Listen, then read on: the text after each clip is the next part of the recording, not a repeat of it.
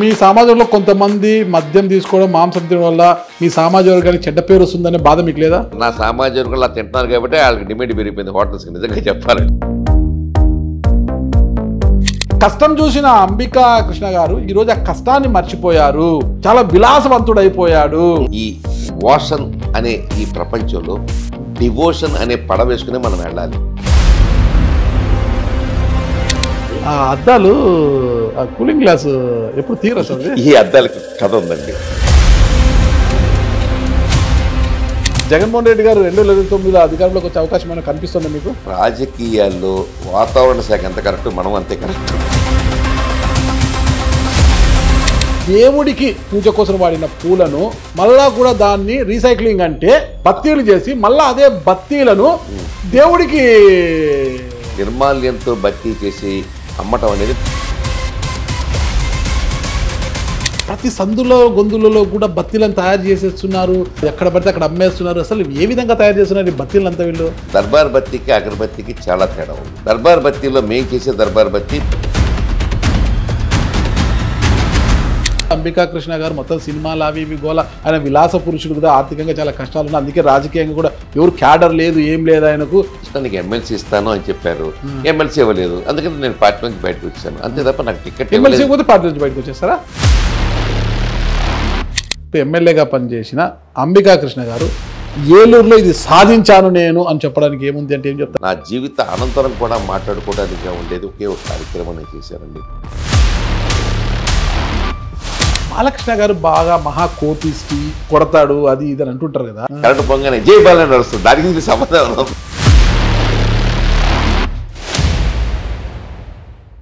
Welcome to it's UTV. నేను మీ నాగరాజ్ బైట్శెట్టిని. ఈరోజు మనతో ఉన్నారు ఏలూరు అర్బన్ మాజీ ఎమ్మెల్యే అంబికా దర్బార్బతి అధినేత, అందగాడు అయిన అంబికా కృష్ణ గారు మనతో ఉన్నారు. ఒక్కసారి ఆయన చూడండి ఎంత అందంగా ఉన్నారు. ఇప్పుడే మేకప్ చేసుకొని అట్లా స్టూడియోలోకి వచ్చేట్టుగా ఉన్నారు కదా. మేము వచ్చినప్పుడు అదే ఆయన అంతా చాలా చక్కగా రెడీ అయినారు. ఎట్లా ఉన్నారు చూడండి ఆ అద్దాలు ఇప్పటికీ కూడా. నేను 2012, 13 ఆ సమయంలో ఆయన ఇంటర్వ్యూ, ఆ తర్వాత ఏమో 13, 14లో ఇంటర్వ్యూ చేసిన ఆయన్ని. ఆ రోజుకి ఎలాంటి వన్నె ఉందో ఈ రోజుకి కూడా అంబికా కృష్ణ గారిలో ఆ వన్నె తరగకుండా అలాగే ఉంది. ఆ సీక్రెట్ ఇప్పుడు నేను కనుక్కుంటాను. సార్ నమస్కారం, ఎలా ఉన్నారా? బాగున్నారా? నేను ఒక ఛానల్లో పనిచేసేటప్పుడు 2014లో ఐ థింక్ ఆ సమయంలో మిమ్మల్ని ఏలూరుకి వచ్చి ఇంటర్వ్యూ చేశాను.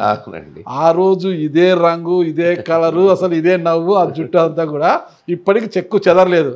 ఏంటి సార్ రహస్యం అసలుకి? ఎలా మెయింటైన్ చేస్తున్నారు ఇది? ఆడవాళ్ళు అందమైన తగ్గిపోతుంది కానీ మీ అందం మాత్రం అలాగే ఉంది ఇన్నేళ్ళకి. నేను సినిమా యాక్టర్ కాదండి. మెయింటైనింగ్ అంటే ఇప్పుడు ఎలాగుంటుందంటే, నేనైతే నాన్ వెజ్ తినను, ఎగ్ కూడా తిన్నాను, సిగరెట్ తాగను, అసలు మందు అసలు ముట్టను, అంతే నా అలవాటు. ఎందుకు మీరు ఆర్రవేషులని మీరు అవన్నీ ముట్టరా, లేదంటే నిజంగా చిన్నప్పటి నుంచి అలవాట్లేదు. కానీ మీ సమాజ వర్గంలో కొంతమంది బాగా తినే చుక్క మటన్ ముక్క ఉండే వాళ్ళు ఉన్నారు కదా. సమాజ వర్గంలో తింటున్నారు కాబట్టి వాళ్ళకి డిమాండ్ పెరిగిపోయింది హోటల్స్కి, నిజంగా చెప్పాలండి. అవునా? నేను ఎంత చెప్పినా వినిపించుకోవట్లేదు, చాలా తప్పండి. ఒక సాంప్రదాయం, ఒక సంస్కృతి వైశ్య కమ్యూనిటీకి, బ్రాహ్మణ కమ్యూనిటీకి ఇచ్చారు పెద్దలు, దాన్ని మనం అనుసరించాలి. అనుసరించకపోతే వాళ్ళకు నమస్కారం అని మనం చెప్పాల్సిందేం లేదండి. నా వరకు నేను మాత్రం ఏది నేను చెప్పాను. ఎప్పుడైనా మీ ఆరవేశుల సమావేశాలు చెప్పారా, వాళ్ళు ఇట్లా నాన్ వెజ్ తింటున్నారు, మందు తాగుతున్నారు, మంచిది కాదని చెప్పారా? చాలా మంది చెప్పానండి.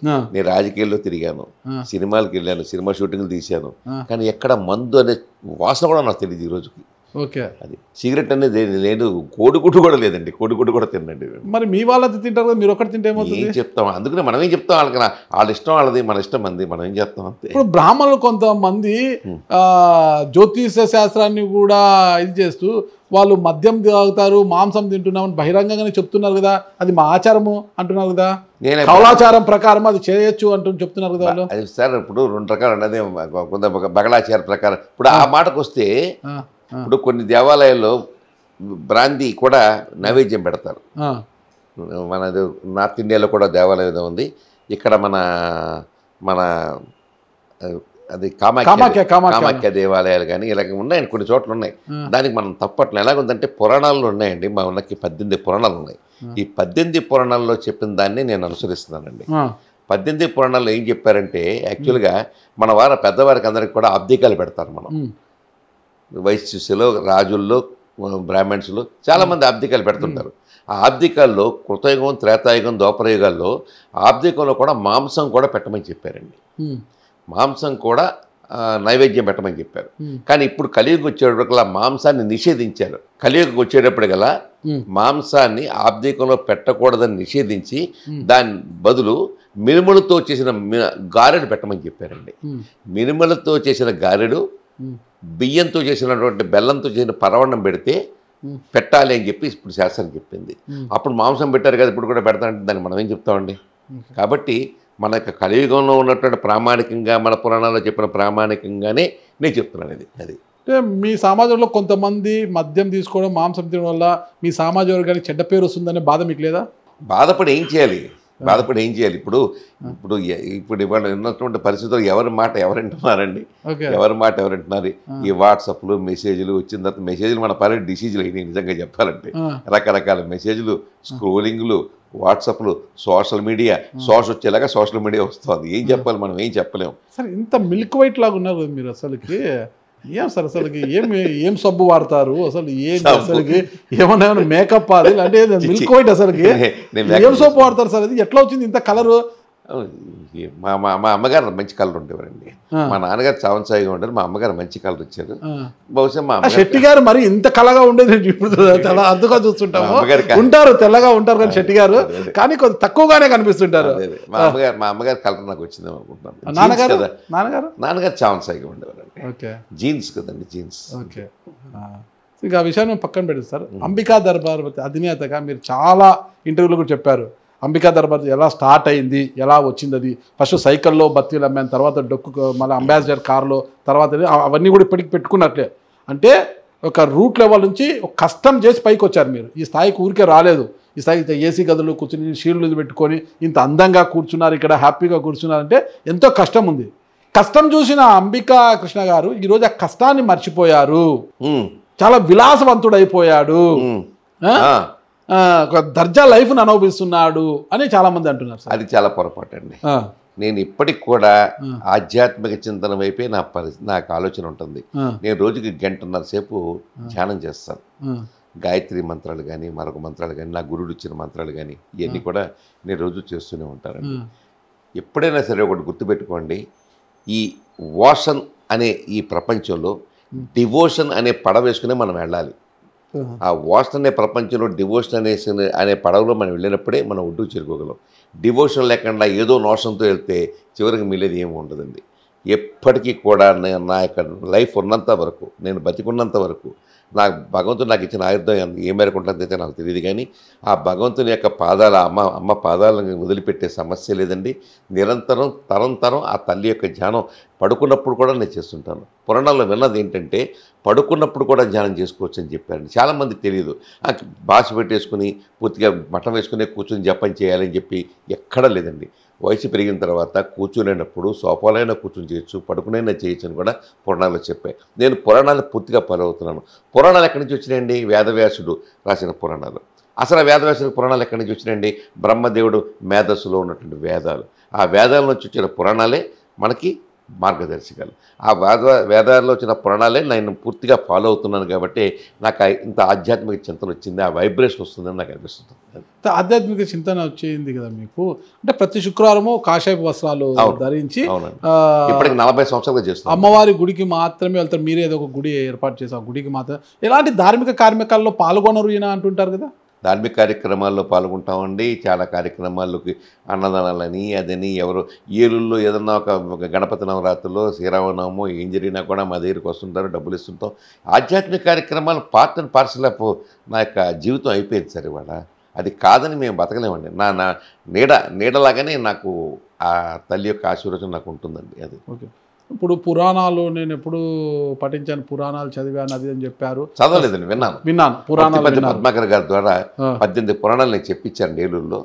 ఒక్కొక్క పురాణం 40 రోజులు చెప్పిన 18 పురాణాలు నేను విన్నానండి మొత్తం అంతా. అది ఇప్పుడు 3 సార్లు విన్నానండి. పురాణాలు విన్నారు కాబట్టి ఆ జ్ఞానం మీకుంది. అంబికా దర్బార్ ప్రతి ఓనర్ కూడా మీరు. ఇక్కడ ఒకటే శైవగమనం ప్రకారము, వైష్ణవ గమనం ప్రకారము దేవుడికి ఒకసారి వాడిన పూలు మళ్ళీ వాడకూడదు, ఒకసారి వాడిన తర్వాత పడితే అవి నిర్మాల్యం అవుతాయి అంటారనమాట, నిర్మాల్యము అంటారు. అవునండి. ఆ పూలను ఇప్పుడు చాలా మన తెలుగు రాష్ట్రాలలోనే చాలా పేరు మోసిన దేవాలయాలలో దేవుడికి ఒకసారి పెట్టిన పూలను, ఆ దేవుడి పూజ కోసం వాడిన పూలను మళ్ళా కూడా దాన్ని రీసైక్లింగ్ అంటే ఊదబత్తీలు చేస్తుంటారు, బత్తీలు చేసి మళ్ళీ అదే బత్తీలను దేవుడికి ఎంతవరకు కరెక్ట్ అంటారు? ప్రశ్న అందుకు మీరు ఈ ప్రశ్న అడిగినందుకు నేను నమస్కారం చెప్తున్నానండి. ఇది మహా మహా మహా పాపం అండి. జైమిని మహర్షి కానీ, శైవ సిద్ధాంతంలో కానీ, వైష్ణవ సిద్ధాంతంలో కానీ ఒక్కసారి వాడిన పూలని రెండోసారి ఉపయోగించకూడదు. అది మట్టిలో వేసేయాలి, లేకపోతే ఒక చెట్టు మొదల్లో వేయాలి, లేకపోతే పారే గంగలో వేయాలి అని చెప్పారండి. ఏం చెప్తామండి మనం, ఎవరికి చెప్తామండి? మహాపాపం అండి, నరక ప్రాప్తి వస్తుందని చెప్పేసి పురాణాల్లో చెప్పారండి. కాబట్టి మొన్న మధ్యన కూడా ఎవరో ధర్మ సందేహాల్లో ఇదే ప్రశ్న ఎవరు అడిగితే కూడా ఆ చెప్పిన కూడా చెప్పాడు మహాపాపం అని చెప్పేసి. మనం ఎవరికి చెప్తామండి? మరి మీరు వాడట్లేదు అంబికా దర్బార్బత్తిలో? పొరపాటున నేను వాడను. మా అన్నీ ఆయుర్వేద వనమూలికలండి. అసలు ఆ పూలతో మాకు సంబంధం ఏంటండి? అంబికా దర్బార్బత్తి ఎప్పుడు పుట్టింది? ఇప్పుడంతా వీళ్ళు తయారు చేస్తారు నిర్మాల్యంతో బత్తీ చేసి అమ్మటం అనేది మహాపాపం అండి. పాపం అమ్ముతున్నామండి మనం. ఇంకా అంతకంటే నేనేం చెప్పలేను. దయచి ఆ విషయంలో నన్ను అడగద్దని స్వామి. ఒళ్ళు జల్దిరిస్తుంది ఆ మాట వింటేనే భయం వేస్తున్నారు. ఎంత మహాపాపాన్ని అమ్ముతున్నారు వీళ్ళు, ఎందుకు ఇలా చేస్తున్నారు? దేవస్థానంలో ఉన్నటువంటి ఆ ఈవులు ఏం చేస్తున్నారు? నాకేం అర్థం కావట్లేదు ఈ విషయంలో మాత్రం. అంతే. అంబికా దర్బార్బత్తి నిక్కర్లు వేసుకున్నప్పటి నుంచి చూస్తూనే ఉన్నాం. అంబికా దర్బార్ని భగవంతునికి భక్తునికి అనుసంధానం అనేది అంబికా దర్బార్బత్తి. ఇదే ట్యాగ్ లైన్. ఇంకా అమ్మను మర్చిపోలేము, అంబికాను మర్చిపోలేము. ఇదే ట్యాగ్ లైన్ ఇది ఎక్కడ కూడా. కానీ ఇప్పుడు ప్రతి సందులో గొంతులలో కూడా బత్తీలను తయారు చేసేస్తున్నారు, ఎక్కడ పడితే అక్కడ అమ్మేస్తున్నారు. అసలు ఏ విధంగా తయారు చేస్తున్నారు ఈ బత్తీలంతా వీళ్ళు? అగరబత్తి ఇండస్ట్రీలో మీకు చెప్పాలంటే ఇవాళ ఒక రకంగా చెప్పండి, అగరబత్తి ఇండస్ట్రీ బజార్ అయిపోయింది. బజార్ పూర్తిగా బజార్ అయిపోయింది. అగరబత్తి రాబత్తి దొరుకుతుంది ఎక్కడ పడితే అక్కడ. రాబత్తి అంటే బొగ్గుతో చేసిన బత్తి. ఆ బొగ్గుతో చేసిన బత్తి తీసుకొస్తారు, ఎవడో సెంట్ ఇస్తారు, ఆ సెంటు ముసుతారు, ఓ ప్యాకెట్ పెడతారు, అమ్మేస్తారు, అయిపోయింది. That is all అగరబత్తీస్. బట్ మాది చేసే దర్బార్ బత్తి. దర్బార్ బత్తికి అగరబత్తికి చాలా తేడా ఉంది. ఏంటది? దర్బార్ బత్తిలో మేము చేసే దర్బార్ బత్తి ప్రపంచంలోనే మేము ఒక్కడే చేస్తున్నాం. ఫర్ ఇన్ఫర్మేషన్, ఇండియా తప్ప మిగతా దేశాలు అగరబత్తులు తయారు చేయరు. ఇండియాలో మేము ఒక్కడే చేస్తాం దర్బార్ బత్తి. ఈ దర్బార్ బత్తి అన్నీ కూడా ఆయుర్వేద వనమూలికలు ఉంటాయి కదా. మీరు మా ఫ్యాక్టరీకి వెళ్ళి చూడండి, వెళితే 2-3 షార్ట్స్ కూడా కావాలి, తీసుకోండి, మీకు ఐడియా వస్తుంది. ఆయుర్వేద వనమూలికలు ఉన్నాయి కదా, ఈ ఆయుర్వేద వనమూలికలన్నింటినీ కూడా పొడి చేసేసి ఆ పొడిలో రోజును ఆయుర్వేద లాంటి కొన్ని కలిపేసేసి దాన్ని దర్బార్ బత్తిగా చేస్తాం. అందులో మీకు దర్బార్ బత్తి ఎప్పుడు కూడా మెత్తగా ఉంటుంది. నొక్కి చూడండి, మా బత్తి చూస్తే మెత్తగా ఉంటుంది, చేతికి కూడా అంటుతూ ఉంటుందండి. అది దర్బార్ బత్తి. దర్బార్ బత్తి మేము ఒక్కడమే చేస్తున్నాం. అది కూడా ఆయుర్వేద వనమూలికలతో తయారు చేసిన బత్తి కాబట్టి భగవంతునికి భక్తునికి అనుసంధానం అంబికా దర్బార్ బత్తి అని అంటున్నాం. మేము అంత నమ్మకంగా చెప్పగలుగుతున్నాం. ఎందుకంటే అమ్మకం అంటేనే నమ్మకం. మేము చేసేది ఏంటంటే, పురాణాలు ఇతిహాసాలు ఎదురుగా ఏం చెప్పారంటే, యజ్ఞాలు హోమాలు చేసేవారు. యజ్ఞాల్లో ఏం చేసేవారండి? నెయ్యి వేసేవారు, ఈ వనమూలికలు వేసేవారు. ఈ వనమూలిక అంటే మీకు తెలుసు కదా, అన్నీ వేస్తే ఆ ధూపం పైకి వెళ్ళి ప్రకృతిలో కలిసి భగవంతుడు సాక్షాత్కరించి కోరిన కోరికలు తీర్చేవాడు. కానీ ఇవాళ ఈ యొక్క యుగంలో, ఈ టైంలో ఇక్కడ మనకి హోమం చేయడం కుదురుతుందా? అసలు ఎంత డబ్బు అవుతుంది, ఎంత ఖర్చు అవుతుంది? అందుకనే ఆ హోమంలో ఏదైతే ద్రవ్యాలు వేస్తున్నామో అవన్నీ కూడా మేము అంబికా దర్బార్బత్తి రూపంలో మేము అందిస్తున్నాం. అందుకనే మా అంబికా దర్బార్బత్తి ఒక పొలలిగిస్తే ఒక హోమం చేసినట్టే. అంత కాన్ఫిడెన్స్గా చెప్తున్నాం కాబట్టి ప్రజల హృదయాల్లో అలాగ మమేకం అయిపోయాం. భగవంతుడి దయ వల్ల తాతలు, తండ్రులు, ఇవాళ 4వ తరం వాళ్ళు కూడా అంబికా దర్బార్బత్తి వాడుతున్నారు. 4వ తరం ఇప్పుడు? యా. నాకు చాలామంది అప్పుడప్పుడు రైల్వే స్టేషన్లో, ఫ్లైట్లో, ఎయిర్పోర్ట్లో అక్కడ కలుస్తుంటే మా తాతగారు అంబికా దర్బార్బత్తి అయితే పూజ చేయరండి, మా తాతగారు అమెరికాలో ఉన్నారండి, ఆయన అంబికా దర్బార్బత్తి పంపించమంటారండి, ఇలా అడుగుతుంటే నాకు చాలా ఆనంద భాషలు వస్తుంటాయి. అంటే చాలు, ఆ అమ్మ మాకు ఇచ్చినందుకు చాలు అని అనిపిస్తుంటుంది. మరి అంబికా దర్బార్బత్తి గతంతో పోలిస్తే ఇప్పటికీ కూడా అలాగే ఉంది బిజినెస్, అంత సేల్స్ అన్నీ కూడా? భగవంతుడి దయ వల్ల బిజినెస్ పెరుగుతూనే ఉందండి, మాకేమీ ప్రాబ్లం లేదండి. హ్యాపీగా ఉంది. ఆ తల్లి యొక్క ఆశీర్వచనం వల్ల నడుస్తూనే ఉందండి. మరి ఇదే ఏలూరులో నేను విచారిస్తే ఈరోజు మధ్యాహ్నం వచ్చి ఆర్థికంగా చాలా ఇబ్బందులు ఉన్నాడు అంబికా కృష్ణ గారు. మొత్తం సినిమాలు అవి ఇవి గోల, ఆయన విలాస పురుషుడు కదా, ఆర్థికంగా చాలా కష్టాలు ఉన్నాయి. అందుకే రాజకీయంగా కూడా ఎవరు క్యాడర్ లేదు, ఏం లేదు ఆయనకు, ఒంటరి అయిపోయాడు. అందుకే ఎవరు కూడా టికెట్ కూడా ఇవ్వడం లేదు ఆయనకు అని ఇదే ఏలూరులో అంటున్నారు. మరి వారికి ఏం సమాధానం చెప్తారు? అదొక తప్పు మాట. ఎందుకంటే నాకు 20 సంవత్సరాల పాటు తెలుగుదేశం పార్టీలో ఉన్నానండి. 20 సంవత్సరాలు చాలా డబ్బు ఖర్చు పెట్టుకున్నాను, ఎమ్మెల్సీ ఇస్తున్నారు చంద్రబాబు నాయుడు గారు, ఇవ్వలేదు, నా బాధ కలిగింది, బీజేపీలోకి వచ్చాను. ఇప్పుడు టికెట్ అనేది వచ్చేటప్పటికల్లా నాకు 2004లో టికెట్ ఇవ్వలేదు, 2009లో చంద్రబాబు నాయుడు గారు టికెట్ ఇచ్చారు, 2014 వచ్చేట్లో నీకు టికెట్ ఇవ్వను కృష్ణ, నీకు ఎమ్మెల్సీ ఇస్తాను అని చెప్పారు, ఎమ్మెల్సీ ఇవ్వలేదు, అందుకని నేను పార్టీ నుంచి బయటకు వచ్చాను. అంతే తప్ప నాకు టికెట్ పార్టీ నుంచి బయటకు వచ్చేస్తారా? మరి ఏం చేస్తాను, 5 సంవత్సరాలు 20 సంవత్సరాలు సేవ చేసిన తర్వాత మీకు ఎమ్మెల్యే టికెట్ ఇచ్చిన పార్టీ నమ్ముకొని ఉండొచ్చు కదా కొంతకాలము. చెప్తా, అదే కదా చెప్పేది. 1999లో టికెట్ ఇచ్చారు, ఎమ్మెల్యే అయ్యాను. 2004లో టికెట్ ఎందుకు ఇవ్వలేదో నాకు తెలియదు, ఇవ్వలేదు. 2009లో టికెట్ ఇచ్చారు, అప్పుడు ఓడిపోయాము. ఆ తర్వాత 2014 వచ్చేటప్పుడు బుజ్జి గారు ఉంటారు, కృష్ణ బుజ్జికేమో నువ్వు చెయ్యి, బయట బుజ్జికి నువ్వు రాష్ట్రం అంతా తిరుగు, వైశాఖ కమ్యూనిటీలు నీకు అందరూ తెలుసు కాబట్టి నాకు పార్టీని గెలిపించడానికి ప్రయత్నం ఖచ్చితంగా తిరిగాను, మొత్తం అంతా తిరిగాను. బాలయ్య బాబు గారి కాన్స్టిట్యూషన్ హిందూపూర్ కానీ అనంతపూర్ కానీ అన్ని ఏరియాలు తిరిగాను. ఇంకేముంది ఇస్తా అని చెప్పేసి ఇవ్వకుండా చేశారు, నాకు బాధ కలిగింది. సరే కానీలే అని చెప్పేసి ఇక నేను బీజేపీలో ఉన్నాను. బీజేపీలో ఉన్నారా? ఇప్పుడు బీజేపీలో ఉన్నట్టు ఎవరికి తెలియదే పెద్దగా. అంబికా కృష్ణ గారు ఏ పార్టీలో ఉన్నారని అడుగుతున్నారు అందరూ కూడా. చాలా మంది టీడీపీలో ఉన్నారని అనుకుంటారు, చెప్పండి. ఎందుకు అంత టీడీపీలో అంతగా మమేకం అయిపోయాను, కానీ కొంతమంది గుర్తిస్తారు. ఏం చేస్తాం, బీజేపీలో ఉన్నా ఏ పార్టీలో లేరా అనే పరిస్థితి ఉంది. బీజేపీలో ఉన్నాను, చాలా యాక్టివ్గా ఉన్నాను.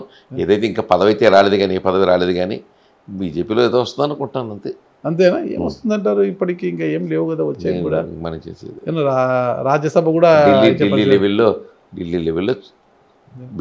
బీజేపీలోకే చేరడానికి ఇప్పుడు మీకు ఎలా సినీ రంగంలో ఉంది, సినీ గ్లామర్ కూడా మీది, సినిమాలతో మంచి సంబంధాలు ఉన్నాయి. పవన్ కళ్యాణ్ జనసేనలోకి వెళ్ళాలి కానీ బీజేపీలోకి ఎందుకు వెళ్ళారని అందరికి ఆశ్చర్యం. ఏదో వ్యాపార రీత్యా వ్యాపార సామ్రాజ్యాన్ని ఇంకా అభివృద్ధి చేసుకోవడానికి వెళ్ళారా? ఎందుకు పవన్ కళ్యాణ్ వెళ్తే బాగుండేది కదా సినీ రంగంగా. బీజేపీ అంటే ఎప్పుడైతే టీడీపీలో నాకు టికెట్ ఎమ్మెల్సీ పాపం బాలకృష్ణ గారు కూడా నా కోసం రికమెండేషన్ చేశారండి. చంద్రబాబు గారు, బాలకృష్ణ గారు మీకు మంచి ఆత్మీయులు అని విన్నాము. 1999లో కావచ్చు, 2009లో కూడా బాలకృష్ణ గారి యొక్క సహకారంతో టికెట్ వచ్చింది మీకు. లేదండి, 1999లో బాలకృష్ణ గారి సహకారం కాదు. ఆ తర్వాత నాకు ఆయనకి బాగా పరిచయం ఏర్పడిన తర్వాత నాకు ఎమ్మెల్సీ పరిచయం మా సినిమా తీసిన కానీ వీరభద్ర సినిమా తీసిన అప్పటి నుంచి పరిచయం అయింది. ఇక అప్పటి నుంచి చాలా సినిమా తీశారు కదా, డిజాస్టర్ సినిమా తీశారు. ఏదో ఒక సినిమా అంటే చూడండి, సినిమా హిట్ అనేది అమితాబ్ బచ్చన్ చెప్పలేదు, అంబికా కృష్ణ చెప్పలేడు. ఏముంది ప్రాస? సినిమా హిట్ అనేది అమితాబ్ బచ్చన్ చెప్పలేడు, అంబికా కృష్ణ చెప్పలేడు, ఎవరు చెప్పలేరండి. అలా కనుక సినిమా హిట్ అనేది ఫార్ములా కనుక ఎవరికైనా తెలుసుంటే ప్రపంచంలో ఎవడో ఏ వ్యాపారం చేయడు, సినిమా వ్యాపారం చేస్తాడు. కోట్లు కోట్లు కోట్లు ఖర్చు పెట్టినా సినిమా హిట్ అవుతుందో తెలియదు.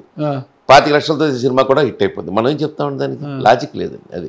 అది బాలకృష్ణ గారితో ఇప్పటికీ అదే సంబంధం. చాలా మంచి వ్యక్తి అండి, నేను ఆయన ప్రతిరోజు మాట్లాడుకుంటానే ఉంటామండి.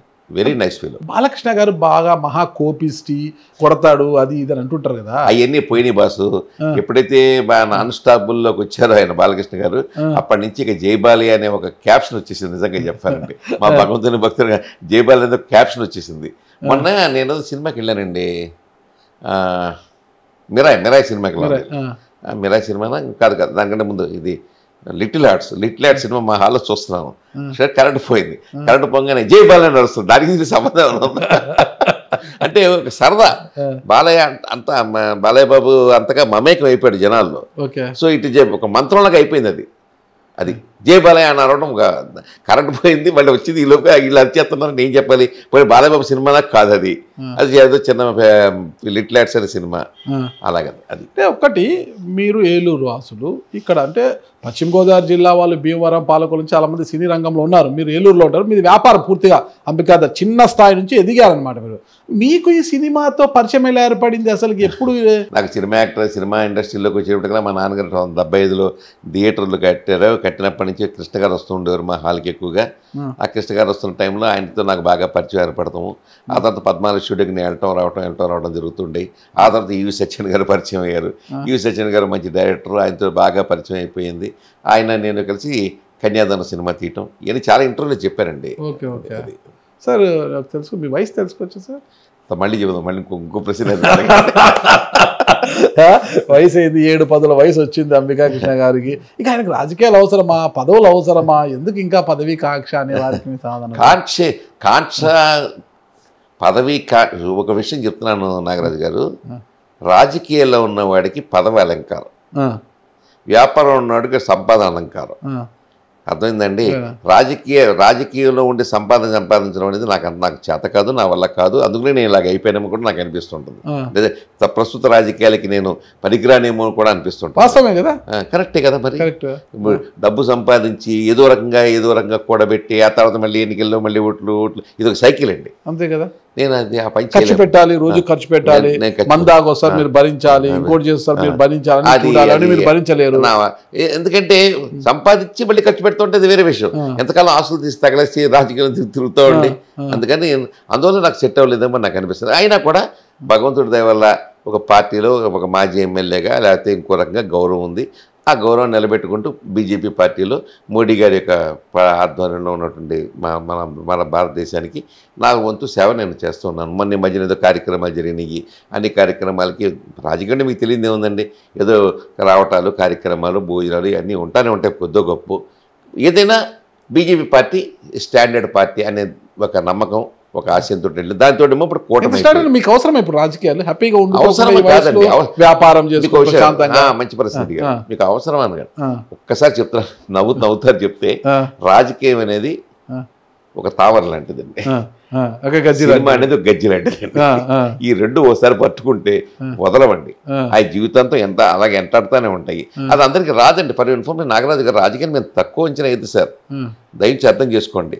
రాజకీయం అండి ఏదో సరదాగా చెప్పాను కానీ మీకు మీ చెయ్యి ఎవరికైనా చూపించుకోండి, లేకపోతే ఎవరు అస్తామన్నా చూపించండి. పెద్ద జ్యోతిష్కుల దగ్గరికి వెళ్ళండి. మీ అందరు జ్యోతిష్కుల దగ్గర చెప్తే మీకు ధనరేఖ ఉంటుంది. అంటే కోట్లు సంపాదించకపోవచ్చు, వాడికి బడ్డీ కొట్టు పెట్టుకున్న వాడికి ధనరేఖ ఉన్నట్టే కదా. అక్కడికి విద్యారేఖ ఉంటుంది. 10వ క్లాసు 5వ క్లాసు 6వ క్లాసు కనీసం అదన చూద్దారు, అది కూడా విద్యారేఖ కింద లెక్కదండి.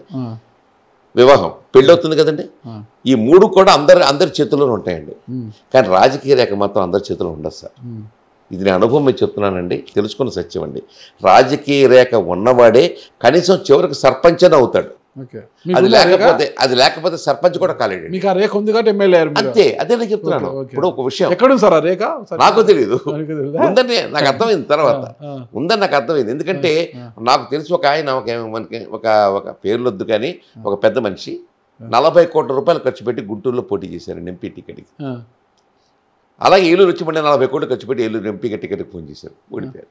అలా ఎంతమంది అండి రాజకీయాల్లో నిరంతరం పోటీ చేసి కోట్లు ఖర్చు పెట్టుకున్నా కూడా ఎమ్మెల్యే కాదు, ఎంపీ కాలేరు, చివరికి వార్డు మెంబర్ కూడా కాలేరు. ఉదాహరణ మీకు చెప్తానండి రాజకీయ రేఖ ఎలా ఉంటుందనే దానికి సమాధానం. నేను ఎమ్మెల్యేగా ఉండగా 1999 2004 వరకు నేను ఎమ్మెల్యేగా ఉన్నాను ఏలూరులో. అప్పుడు కౌన్సిలర్ టికెట్లు ఇవ్వాల్సి వచ్చింది. కౌన్సిలర్కి ఎమ్మెల్యే టికెట్లు ఇవ్వాలి. అన్ని వార్డులు 36 వార్డుకి నాకు టికెట్ కావాలి, తలుపులు వదలగొట్టేశారు. నాకు పెద్ద పోటీ వ్యవహారం బాగుంది, పార్టీ బాగుంది, మంచి గెలుస్తాం, టికెట్ వస్తే గెలిచేస్తాం అని బాగా ఉత్సాహంగా వచ్చారు. చివరికి ఒక వార్డుకి మనిషి రాలన్నారు. ఒక వార్డు మనిషి ఇదేంటారు బాబు అన్ని చోట్ల ఇలా కొట్టుకుంటున్నారు, మరి వాటికి రాలేదండి. ఇలాగ ఆలోచిస్తుంటే ఒకడు వస్తుంటాడు మామూలుగా ఒక వైట్ ప్యాంట్ వైట్ షర్ట్ వేసుకుని వస్తుంటాడు. ఆడి పేరేంటో నాకు సరిగ్గా గుర్తు రావట్లేదురా. అతన్ని పిలిచారండి ఒకసారి, ఆ వార్డులో తిరుగుతుంటాడు కదా అని పిలిచారండి. వాడు ఇంటికాడ పడుకున్నాడు. మా వాళ్ళు వెళ్ళి పిలుచుకొచ్చారు, లేపుకొచ్చిన తర్వాత అరే నీ టికెట్ ఇస్తానరా, నువ్వు కౌన్సిలర్గా పోటీ చేయరా అన్నాను. నేను కౌన్సిలర్ చేయటం ఏంటి సార్ అన్నాడు. అంటే నువ్వు చేయరా, నేను ఇస్తున్నాను టికెట్ నీకు అని చెప్పి అయిపోయాడు కౌన్సిలర్. నిద్రపోతుండి లేపి పిలిపించాడు, నేను టికెట్ ఇవ్వడం ఏంటి, వాడికి రేఖ ఉంది అంటారు మీరు. అంతే, లేకపోతే రాదండి. ఇవన్నీ బాగా నమ్ముతారు మీరు, జాతకాలు జ్యోతిష్యాలు ఇవన్నీ బాగా నమ్ముతారు సార్. ఎప్పుడైతే వేదాలను నమ్మామో, ఎప్పుడైతే పురాణాలు నమ్మామో, సరైన వ్యక్తి లేక, సరైనట్టు చెప్పే వ్యవస్థ లేక, సరైన చెప్పే ఒక దాన్ని ఏమంటారు ఒక డైరెక్షన్ లేక జ్యోతిషం అల్లరిపాలైపోయింది తప్ప, జ్యోతిషం కూడా చాలా పెద్ద శాస్త్రం అండి, మామూలు శాస్త్రం కాదు. బట్ చెప్పేవాళ్ళు లేరే సార్. దాంట్లో ఉన్నట్టుగా చెప్పేవాళ్ళు ఎవరు కనపడుతున్నారు. సార్ ఒక విషయం అడుగుతాను, బాధపడకండి. సినిమాలో ఎక్కువ ఉంటారు మీరు, సినిమా వాళ్ళతో ఎక్కువ తిరుగుతుంటారు, సినిమా వాళ్ళని ఎక్కువ తిప్పుతుంటారు. దీంతో కొంత ఆస్తి కూడా అలా ఆరతి కర్పూరం అయిపోతుంది అనేసి అస్సలు మీరు మా ఆస్తులకి మా వ్యాపారాలకి సంబంధం లేదు బాసు. ఒకటి గుర్తుపెట్టుకోండి, నేను చాలా క్యాలిక్యులేటెడ్గా ఉంటానండి. క్యాలిక్యులేట్గా ఉన్నాను కాబట్టి ఇప్పటికీ మా పిల్లలు, మా జాయింట్ ఫ్యామిలీ ఇలాగ ఉన్నాను కాబట్టి మీరు చెప్పినట్టుగా ఉంటే ఎప్పుడో రోడ్డు మీద వెళ్ళిపోయేవాడు. అలాంటి ఎదవ పనులు నేను ఎప్పుడు చేయనండి. క్యాలిక్యులేటెడ్గానే ఉంటాను. ఏదైనా వ్యాపారమే, ఏదైనా లెక్క ఖర్చు తమ్ముడే పేకాడే కరెక్ట్ 100%. లేకపోతే ఇలా ఉండలేమండి. ఎందుకంటే మాది జాయింట్ ఫ్యామిలీ అండి. ఆఫ్టర్ ఆల్ నేను ఒక అంబికా కృష్ణ గారినే మీకు కనిపిస్తున్నాను, కానీ ఆయన వెనకాల 30 మంది ఉన్నారండి మా ఫ్యామిలీలో. నా మనవాళ్ళు, మనవరాళ్ళు, కొడుకులు, కోడళ్ళు, వీళ్ళందరికీ నేను సమాజం చెప్పాల్సిన బాధ్యత, నాళ్ళ ముందు తలంచుకోవాల్సిన స్థితి నా జన్మకి నేను తెచ్చుకోనండి. అది 7:15 సార్ టైము, చీకటి ఇది ఈ లైట్లో. ఆ అద్దాలు, ఆ కూలింగ్ గ్లాస్ ఎప్పుడు తీరా సార్? ఈ అద్దాలకు కథ ఉందండి, ఈ అద్దాలకు కథ ఉంది. మా నాన్నగారు నాకు 30 ఏటన మెడ్రాస్ని తీసుకొచ్చారు, మెడ్రాస్ నుంచి తీసుకొచ్చారు ఈ రేబాన్ గ్లాసెస్. 40 ఏళ్ళు అయింది ఆఫ్ కోర్స్ 40 years. 30 ఏంటంటే 40 70 ఏళ్ళు మీకు చెప్పేశారు. చెప్పారు, నష్టం లేదు అయింది. అప్పుడు నాన్నగారు తీసుకొచ్చినప్పుడు అరే నీకు ఇది బాగుంటుంది పెట్టుకోరా అన్నారండి. ఇక అంతే, ఆ రోజు నుంచి ఈ కంటిన్యూ చేస్తాను. ఏమన్నా పగిలిపోతాయేమో అని చెప్పేసి ఇలాంటి 3 కొన్నానండి. ఇప్పుడు అది దొరకట్లా, మొత్తం పోయింది. రేబాన్ కంపెనీ నాన్నగారు తెచ్చినది, అది మీరు కొనేది, అది ఇప్పుడు పగిలిపోయింది. అది పగిలిపోయింది, ఇది మీరు కొనేది. నాన్నగారి కోరిక మేరకు ఇప్పుడు వెళ్ళి పెట్టుకుంటారు. పడుకుంటే తప్ప తీసేస్తారు సార్. మరి అదే కితకితలంటే పట్టుకొని పెట్టుకుంటారా? సరే సార్, తీసేస్తారు. Okay sir. మరి ఇంకోటి సార్, సినిమా వాళ్ళతో బాగానే ఉంటుంది. ఈవీడ సత్యనారాయణ కుటుంబము మీకు చాలా దగ్గర కదా సార్? చాలా మంచివాడు అండి, చాలా మంచిది సార్, వ్యక్తిగా చాలా మంచివాడు. ఆయనతో కలిసి సినిమాలు కూడా చేశారు మీరు. నేను ప్రొడ్యూసర్గా చేశాను, కన్యాదానం సినిమా చేశారు. ఆ ఫ్యామిలీతో చాలా దగ్గర. మరి ఆయన మరణం తర్వాత ఆర్ఎన్ రాజేష్తో కావచ్చు, అల్లరి నరేష్తో మీ సంబంధం ఎలా ఉంది అసలుకి? బాగానే ఉన్నాయి. తర్వాత వాళ్ళ అబ్బాయితో కూడా సినిమా తీశాను కదా, జంప్ జిల్లాని అని చెప్పేసి, జంప్ జిల్లాని సినిమా కూడా తీశాను. అబ్బాయి ఉన్నాయి, సంబంధ బంధాలు ఉన్నాయండి. ఎక్కడ ఆ రిలేషన్షిప్ కూడా పాడు చేసుకోండి సార్. నేను రిలేషన్షిప్ పాడు చేసుకోండి సార్. 1999 నుంచి 2004 వరకు ఎమ్మెల్యేగా పనిచేసిన అంబికా కృష్ణ గారు ఏలూరులో ఇది సాధించాను నేను అని చెప్పడానికి ఏముంది అంటే ఏం చెప్తారు? గోదావరి జలాలు సార్, గోదావరి జలాలు.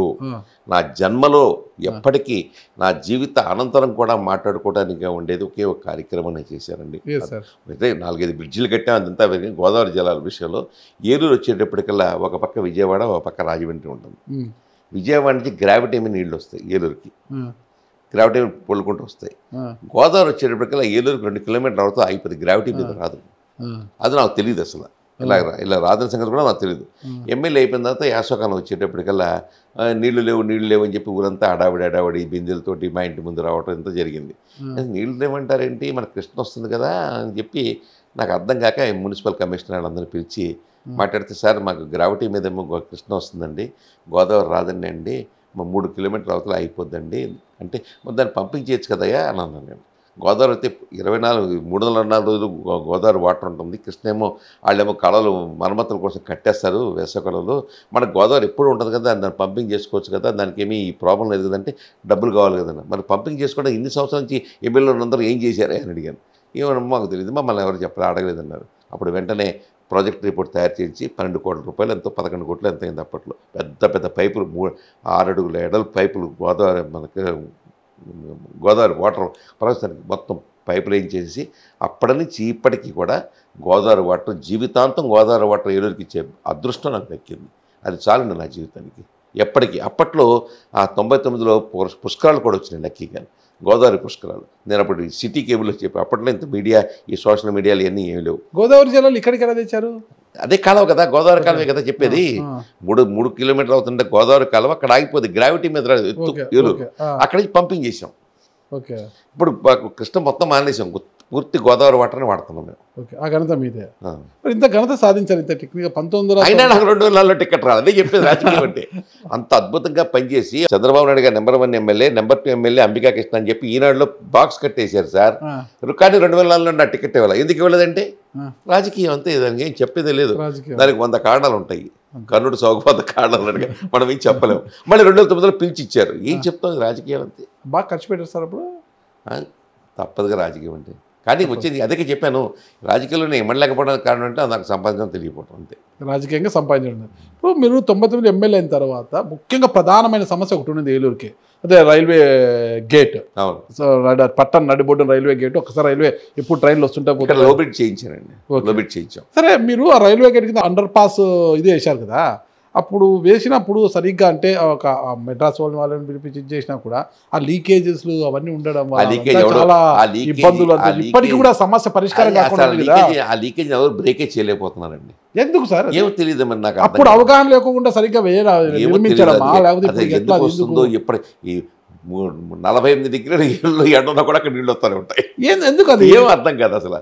దానికి ఎందుకు వాళ్ళు వచ్చారంటారు, వీళ్ళు వచ్చారంటారు, బాగు చేశారంటారు. ఇప్పుడు ఎమ్మెల్యే గారు పట్టించుకుంటున్నాడు పాపం. అంతకుముందు బుజ్జి పట్టించుకున్నాడు.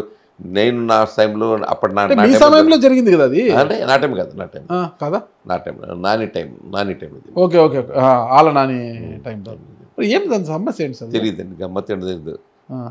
364 రోజులు వాటర్ వస్తూనే ఉంటుంది. ఓకే సార్, రాజకీయ ఏదైనా పదవి ఇస్తే నివర్తించడానికి తీసుకోవడానికి సిద్ధంగా ఉన్నారు సార్? నేను ఇందాకే మీకు చెప్పాను, రాజకీయాల్లో ఉన్నవాడికి పదవే అలంకారము. ఏదో ఒక కొన్ని పదవులు ఉంటాయండి. అలంకార ప్రియుడికి మళ్ళీ అలంకారం కావాలా? కొన్ని పదవులు ఉంటాయండి. విజిటింగ్ కార్డ్కి ఎక్కువ, లెటర్కి తక్కువ. ఏదో ఒక పదవి. సార్ మీరే అలంకార ప్రియుడు, మళ్ళా మీకు అలంకారం ఎందుకు సార్? మళ్ళీ అదనపు అలంకారం. రాజకీయం అంటే అంతేనండి, ఏదో పదవి వస్తే బాగుంటుంది అనిపిస్తూ ఉంటుంది.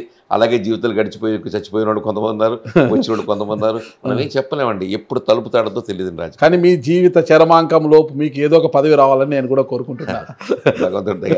ఖచ్చితంగా సార్. ఓకే, ఇకపోతే ఏపీలో కూటమి పాలన ఎలా ఉందంటారు సార్? కూటమి పాలన అంటే బాగానే ఉంది సార్. కూటమి పాలన అంటే ఇప్పుడు మీకు తెలియదే ఉంది. మనకేమో అప్పులు అయితే ఎక్కువ అవుతున్నాయి, అప్పులు మాత్రం ఎక్కువ అవుతున్నాయి, డౌట్ లేదు. మనం వద్దన్నా కాదన్నా కాగ్ రిపోర్ట్లే చెప్తున్నాయి. ఎందుకు అప్పులు అవుతున్నాయి ఏంటనే దానికి సమాచారం రకరకాలుగా చెప్తున్నారు.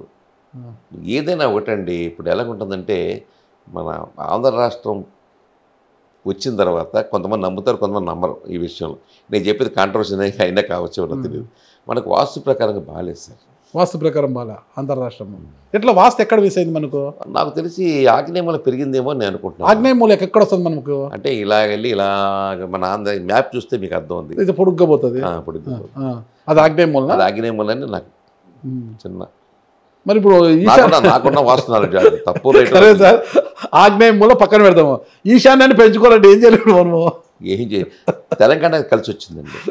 అదే సార్, వాస్తు తెలంగాణ కలిసి వచ్చిందండి. అటు చూడండి ఎంత డెవలప్ అయిపోతున్నారు. కాదు సార్, మన రాష్ట్రంలో ఆగ్నేయ మూలం తగ్గించి ఈశాన్యం పెంచాలంటే ఏం చేయాలి? తెలంగాణలో కొన్ని జిల్లాలు లాక్కుండా అంటే నా డౌట్. నమ్మే వాళ్ళు ఉంటారు, నమ్మని వాళ్ళు ఉంటారు. అసలు చెప్పే తప్పేమో కూడా తెలియదు, నాకు అనిపిస్తుంటుంది అప్పుడు. ఓకే, ఆగ్నేయ మూలం పెరిగింది కాబట్టి అనేది కొంచెం నా డౌట్. అది కరెక్టా కాదని నాకు ఐడియా లేదు. కానీ బట్ ఎనీహౌ కొద్దిగా అప్పులు విషయంలో మనం తప్పులు చేస్తున్నాం. అంటే గత ప్రభుత్వం చేసిన అప్పులా, ఈ ప్రభుత్వం చేస్తున్న అప్పులా? అప్పుడు చేశారు, ఇప్పుడు చేస్తున్నాం సార్. ఇప్పుడు కూడా 2 లక్షల కోట్ల తప్పులు ఎవరు చేస్తున్నారు? ఆ ప్రభుత్వమా, ఈ ప్రభుత్వమా? 2 లక్షల కోట్లు అప్పుడు ఇప్పటికి అయిందని చెప్తున్నారు కదా. అప్పుడు తప్పట్లేదే. వచ్చే చిక్కు ఏంటంటేనండి, సంక్షేమ కార్యక్రమాలు చేయాలి సార్. ఒకనొకటి 99లో సంక్షేమ కార్యక్రమాలు ఎంత పెచ్చు ఉండేది కాదండి. సంక్షేమ కార్యక్రమాలు 99లో ఎమ్మెల్యేగా ఉండగా 200 రూపాయలు ఇచ్చేవాళ్ళం సార్ పింఛన్. మేము 200 రూపాయలు పింఛన్. ఆ 200 రూపాయలు పింఛన్ కూడా ఒక వార్డుకి 70 మందిలో 100 మందిని సెలెక్ట్ చేసేవాళ్ళం. ఆ 100 మందికి ఇచ్చేసేసి మీటింగ్ పెట్టి జన్మ మీటింగ్లో పెట్టేసేసి వచ్చేవాళ్ళం. అయ్యా నాకు పింఛన్ రాలేదయ్యా, నా ముసలిదాన్ని అంటే నేనేం చెప్పాల్సి వచ్చేది? ఒకరు పోతే ఇంకొకరు పింఛన్. ఎగ్జాక్ట్లీ. ఈ ఊళ్ళో ఈ వీధిలో ఎవరైనా చచ్చిపోతే నీకు వస్తున్నామా అని చెప్పాల్సిన పరిస్థితి. ఇవాళ ఏంటండి, 200 పింఛన్ కాదండి, 4000 పింఛనండి. 4000 పింఛన్ అంటే ఏంటండి నాకు అర్థం కాదు. ఎంతమందికి ఇస్తున్నారు 4000 పింఛనండి? ఎన్ని లక్షల మందికి ఇస్తున్నారండి? అలాగంటే మళ్ళీ మనం దానికి మళ్ళీ రాజకీయంగా పెద్దవాళ్ళు కాదంటాం, వికలాంగులకి వాళ్ళకి ఇంకా ఎక్కువ ఉంది కదా. ఉంది కదా, అదే చెప్తాను. అంటే ఈ సంక్షేమ కార్యక్రమాలు అనేది చాలా ఎక్కువైపోయినాయి సార్ నాకు తెలిసి. తగ్గించాలంటే ఏం చేయాలి? మనం ఏం చెప్పలేము, ప్రజలు ఓట్లు వేయరు కదా. అదే కదా చెప్పేది, విషవలయం అయిపోయింది. ఇప్పుడు ఎన్నికల్లో నుంచున్నోడికి 2000 రూపాయలు. నేను ఒక విషయం చెప్తాను సార్, మీరు ఎంత ఇది వీలైతే చేయండి సార్. ఎన్నికల్లో డబ్బులు లేకుండా ఎన్నికలు జరిగినప్పుడే ఈ దేశం బాగుపడదు సార్. దానికి నా దగ్గర ఒక ఫార్ములా, నా సొంత ఫార్ములా. అదే ఎలా నచ్చదు నేను చెప్పినా కూడాను. ఈ ఫార్ములా జాగ్రత్తగా వినండి సార్. 175 మంది ఎమ్మెల్యేలు ఆంధ్రప్రదేశ్ విడిపోయిన తర్వాత, ఈ 175 మంది ఎమ్మెల్యేలు ఏ పార్టీ అయినా కానివ్వండి, టీడీపీ కానివ్వండి, బీజేపీ కానివ్వండి, జనసేన కానివ్వండి, సిపిఎం, కాంగ్రెస్, ఏదేదో ఎవరు పార్టీ ఇస్తారు కదండి. 175 మందికి టికెట్ ఇస్తారు కదా. 175 మందికి టికెట్లు ఇస్తే మొత్తం ఒకళ్ళకు 2 టికెట్లు చెప్పినైతే మొత్తం 350 మంది 400 మంది అవుతారు. ఎప్పుడైతే టికెట్ అనౌన్స్ చేశారో ఈ 400 మంది లిఫ్ట్ చేశారండి. ఇక్కడి నుంచి లిఫ్ట్ చేశారు నా అంచనా. వాళ్ళని తీసుకెళ్ళిపోయి బెంగళూరులోనో గోవాలోనో పెట్టేసేసి వాళ్ళకి సెల్ ఫోన్ ఇవ్వకూడదండి. సెల్ ఫోన్ ఇవ్వకూడదు, నో కమ్యూనికేషన్, నథింగ్. ఎన్నికలు అయ్యి ఎన్నికల్లో ప్రచారం అనేది లేదండి, చేయకూడదు. ఎన్నికల్లో ప్రచారము, డప్పులు వాయించుకోవటాలు, దాన్ని ఏమంటారు, ఏదో చెప్తారు కదా, తీన్మారు గిన్మారు ఇలాంటి ఏమీ లేదు, ఏం ఉండకూడదు. ఒక్కొక్క అరగంట ఒక స్లాట్ ఇస్తాం, టీడీపీకి అరగంట స్లాటు. మీలాంటి యూట్యూబ్ ఛానల్స్, అప్పుడంటే ఛానల్స్ లేవు, ఇప్పుడు అన్నీ వచ్చేసినాయి కాబట్టి యూట్యూబ్ ఛానల్స్ కానీ టీవీ ఛానల్స్ కానీ అన్నింటిలోనూ అరగంట స్లాట్. టీడీపీకి ఒక అరగంట, బీజేపీకి అరగంట అలా స్లాట్ ఇస్తాం. దాంట్లో నువ్వు చెప్పుకోవాల్సింది చెప్పుకో. నువ్వు టీవీలో కనబడవు, నీ ప్రజలు నువ్వు కనబడతా ఉండు, టీవీలో నిరంతరం కనబడతా ఉండు. ఆ అరగంట సేపు రికార్డ్ చేసి మళ్ళీ వేసుకుంటా ఉండు కావాలంటే, అంతవరకే. బట్ నో ఊరేగింపులు, నో జెండాలు, నథింగ్, ఓన్లీ అంతే. అంత అయిన తర్వాత, ఎన్నికలు అయిపోయిన తర్వాత, ఎన్నికల రోజున వాళ్ళని దింపు కిందకి.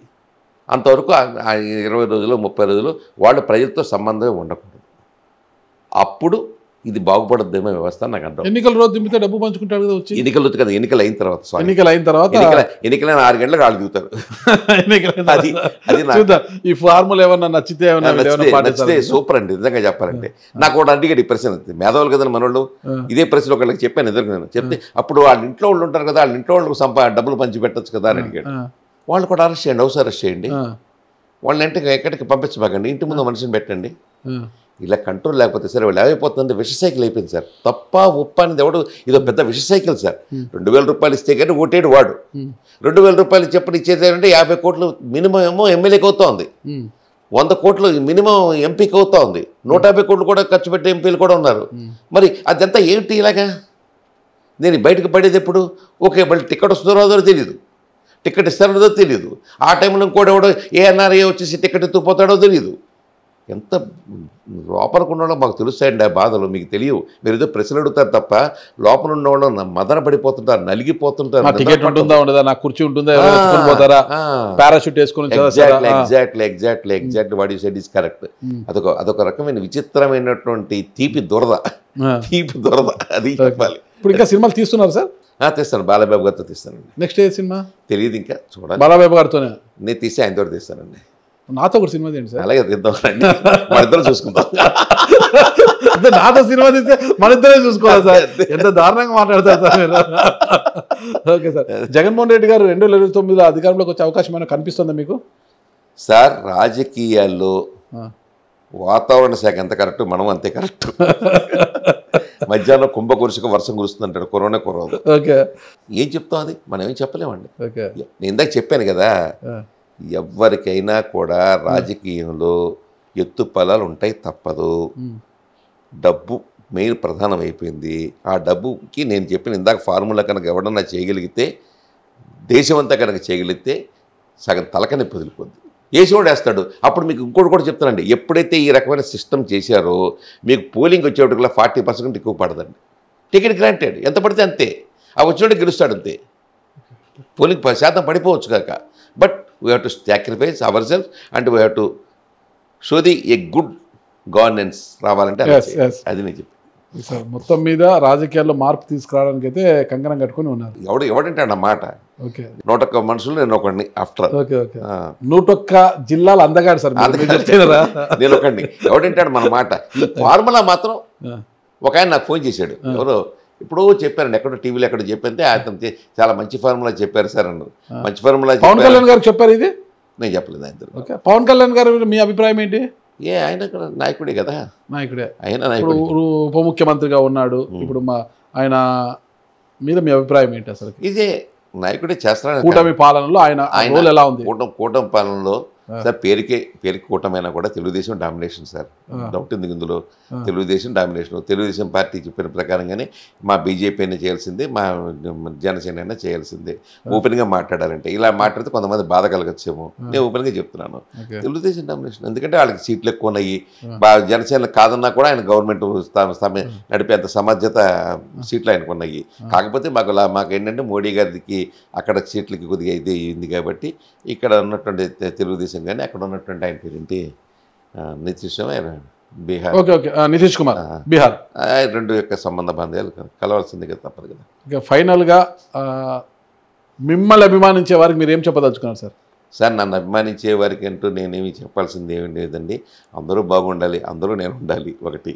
రెండో పాయింట్ ఏంటంటే మీరు ఎన్ని వ్యాపారాలైనా చేయండి, మీ రాజకీయాలు చేయండి, వృత్తి వ్యాపారాలు చేయండి, ఏదైనా చేయండి, మనకున్న సాంప్రదాయాన్ని సంస్కృతిని మాత్రం మర్చిపోవద్దండి.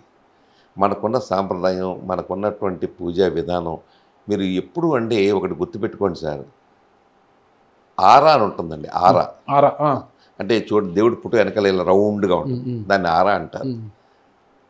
అది ప్రతి వ్యక్తికి ఉంటుందండి, ప్రతి వ్యక్తికి ఉంటుంది ఆరా. ఆ ఆరా పెరగాలంటే భగవద్ధ్యానమేనండి. ఎప్పుడైతే ఆరా పెరిగిందో చూడండి, ఒకటి రాగానే ఈ మొహం చూస్తున్న చిరాకర అంటాం మనం, అంటే ఆడికి ఆరా లేదన్నమాట. ఆడికి ఆరా పెరగాలంటే వాడు భగవద్భక్తి చేసుకోవాలి. భగవద్భక్తి చేసుకోవాలంటే అంబికా తెలిగించాలి, సింపుల్గా అంబికా దర్బారం వెలిగించాలి. ఎందుకంటే ఆరా అనేది లేకపోతే అండి, ఆరాన్ని పెంచుకోవాలంటే భగవద్భక్తి ఒకటే, ఇంకేమీ లేదండి.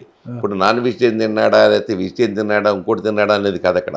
ఆరా పెంచుకోవాలంటే భగవద్భక్తి ఒకటే సాధనం, మంత్రం ఒకటే సాధనం. ఆ మంత్రంతో ఇది మంది మంత్రంతో ఉన్నటువంటి వైబ్రేషను ఇంకెందులో రాశారు. మీరు 100 కొబ్బరికాయలు కొట్టండి, ఎన్ని చేయండి, మంత్రం జపం.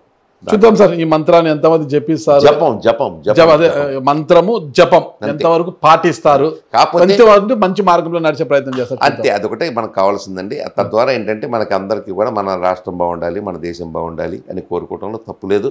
అదే మన బాధ్యత కూడా, మన పేట్రియాటిజం అదే. మన భారతదేశం అద్భుతమైన సంస్కృతి సాంప్రదాయాలతోటి యోగా ప్రపంచానికి అందజేసినటువంటి మహానుభావుడు మోడీ గారు. అంతకుముందు మీకు చెప్తే ఆశ్చర్యపోతారండి, యోగా అనేది అంత ముందే ఉంది, కానీ యోగాని పాపులరైజ్ చేసి డెవలప్ చేసింది మోడీ గారు. అమెరికాలో నేను మొన్న వెళ్తే, అమెరికాలో ఏడాదికి ఒకసారి యోగా కార్యక్రమం పెట్టేస్తే వచ్చేస్తారు. అదే మీకు చెప్తున్నాను. యోగా అనేది మొబిలైజ్ చేశారండి ఆయన. ఇవాళ చాలా మంది యోగా చేస్తున్నారు. యోగా సెంటర్స్ అమెరికా పార్ట్ టైం షాట్లో స్కూళ్ళలో విధిగా పెట్టచ్చు కదా, డ్రిల్ ఉంటుంది దాంట్లో, పార్ట్ టైం విధిగా యోగా పెట్టచ్చు కదా. మంచి ఆలోచన ఇది ఖచ్చితంగా మీరు చెప్పండి, నేను కూడా చెప్తాను. ఇంకోటి ఏంటంటే అమెరికాలో మీకు యోగా మన దాని ఏమంటారు, మన జిమ్ములు ఉంటాయి కదా, ఆ జిమ్ములాగా యోగా పెట్టేశారు సార్. అమెరికాలో కోట్లు సంపాదిస్తున్నారు వాళ్ళు. యోగాకి అంత పాపులారిటీ వచ్చింది, అది తీసుకొచ్చింది మోడీ గారు. కాబట్టి మనం చూద్దాం సార్, భవిష్యత్తులో జరగబోయే మార్పులు ఎలా ఉంటాయి, ఏం కథ అని చూద్దాం. Thank you sir. నమస్తే.